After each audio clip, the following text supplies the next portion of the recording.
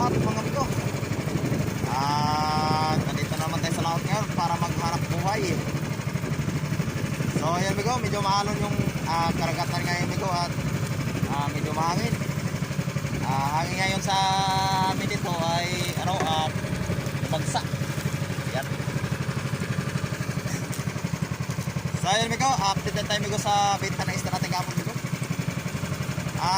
Yung isda natin kapon amigo, buminta ng 1,000 mahigit. 2,500 yata yun. Kakunti lang kasi amigo yung huli natin kapon amigo. Kaya yun, mainit kasi yung panahon kapon, kaya yung isda hindi sumibat.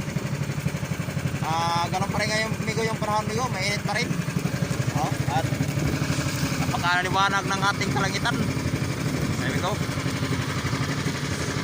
haring araw amigo, pasikat na. So iwan ko lang amigo kung sisipa dyan isda ngayon. So sana ay sumiwad at nang sulit naman yung paglaot natin ngayong araw na to. At nang may pambinta tayo mamayang hapon.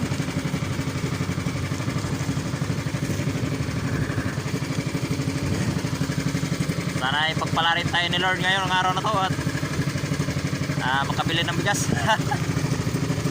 So amigo, dito tayo amigo mag-testing amigo sa parting San Jose pa rin.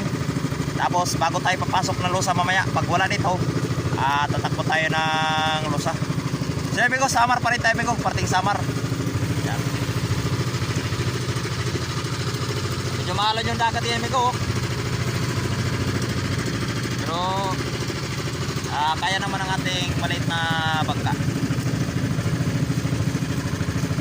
So amigo, magandang umaga pala sa ating mga subscribers. At yun, nadagdagan na naman po. Maraming salamat po sa mga nag-subscribe, sa ating mga viewers dyan, mga silent viewers. Yun, magandang umaga po sa inyo lahat.